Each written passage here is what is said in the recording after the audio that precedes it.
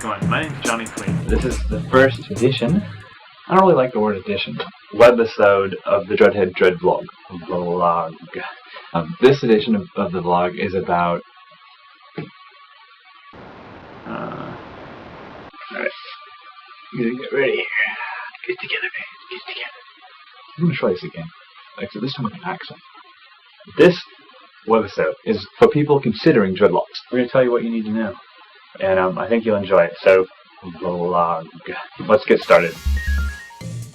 Let's start with why you want dreads. Oh, he doesn't even have to get his hair. I want dreads. You should know why you want dreads. Do you know why? What gain are you hoping to get from getting dreadlocks? I hope you know why you want dreads. I think I knew why. Chicks. I wanted more. What are you going to do? Some people, that's their sole reason for doing it. I think I had an excuse why, and I think I knew why I really wanted it. I'm not going to judge you. I just want you to know why you want it. And my reason for getting dreadlocks? I've always felt different. I've always wanted to let people know that I was different. The dreads, they tell people that without me telling people that. Everybody's like, yeah, they do. You know, and that's one of the reasons why I really like them. You're probably not aimlessly like floating down the river, boom, I'm going to get dreads. If you have impossible hair, you know, where it's like always really frizzy, fuzzy, fro, not laying down and fluffing up if you grow it out, and alright, and now you're tired of the fro and you like get to lay down. It looks like you stuck your finger in the electric socket. I'm not picking on people with froze. Froze are great. Dude, dreads, they're probably the answer. Dreads will make it lay down, you know, so whatever. Casserole. Done cooling. So why should you know why? Think about that for a second. Alright, if you don't know why you did it, you won't know if it worked. I mean, that sucks to not know if it worked or not. If you know why you want them, you're going to have a much better reason to keep going and pressing on and making them happen. Otherwise, as soon as it gets hard, you're going to be like, man, I don't even know why I'm doing this. And then, cut them, it's all over. There's no more dreads. End of adventure. No more big change. It sucks. Not fun. It's bad. Alright? Also, chicks dig a guy that does things for a reason. I don't really know that that's true even, but it sounds good. Dreads have always been very meaningful to me. If I didn't get dreads, obviously I wouldn't have started Dreadhead, and I wouldn't be here today. I mean, I'd be alive, I just wouldn't be, you know, talking to you about dreadlocks.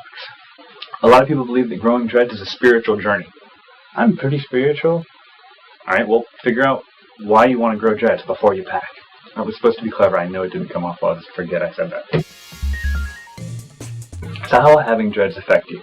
Well, your friends, your family, your job, you're going to lose them all.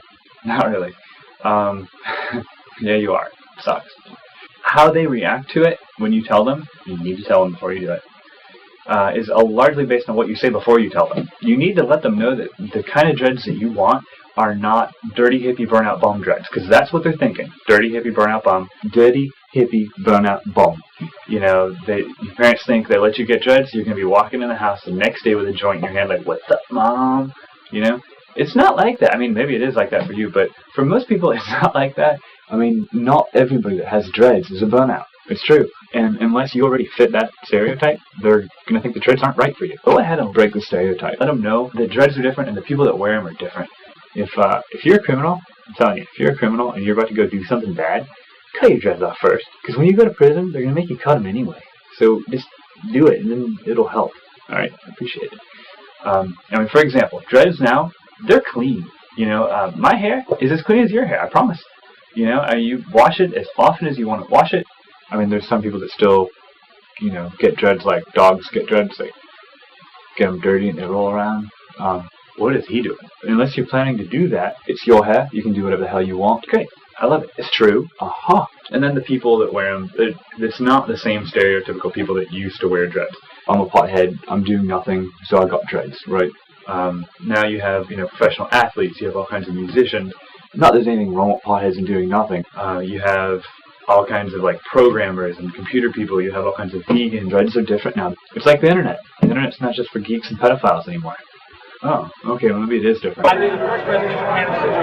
The more people that are okay with your decision to get dreads, the easier it's going to be for you, because they're going to support you later on.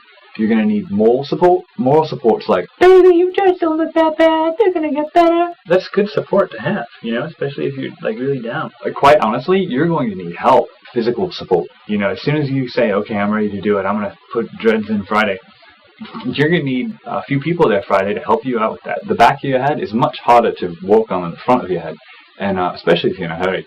You can see right off it's important to have support. Unless you're Chuck Norris. Unless you're Chuck Norris. And then screw him. You do it yourself.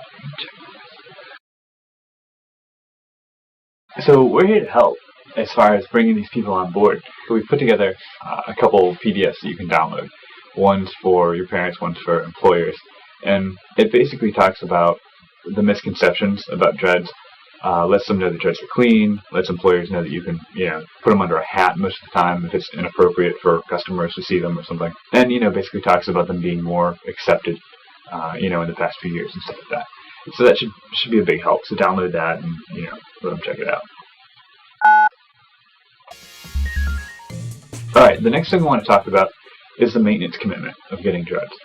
It's true that after you have them and they're mature, you don't have to do much with them. But in the beginning, you're constantly playing with them and, you know, putting in loose hair and things like that. Lots of maintenance here, and then the maintenance kind of drops off to almost nothing down there.